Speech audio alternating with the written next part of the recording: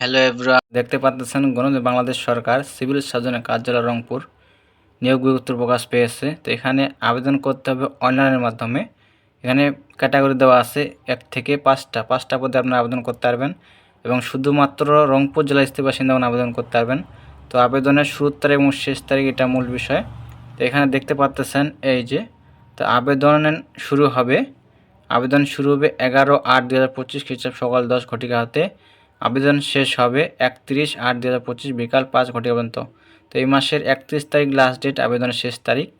তো এখানে আপনারা দেখতে পাচ্ছেন যে কোন পদে কতজন লোক নেওয়া হবে, শিক্ষা যোগ্যতা কী, এখানে বিস্তারিত দেখে আপনারা আবেদন করতে পারবেন। তো সব থেকে লোক নেওয়া হবে স্বাস্থ্য সহকারী পদে দেখতে পাচ্ছেন 144 জন। এখানে ইন্টার পাস থাকতে হবে, উচ্চ মাধ্যমিক পাস থাকলে আপনারা আবেদন করতে পারবেন। তো এই ছিল বিষয়। সব হাতে সুস্থ থাকবেন। অবশ্যই চ্যানেলকে সাবস্ক্রাইব করে সাথে থাকবেন। ধন্যবাদ সকলকে।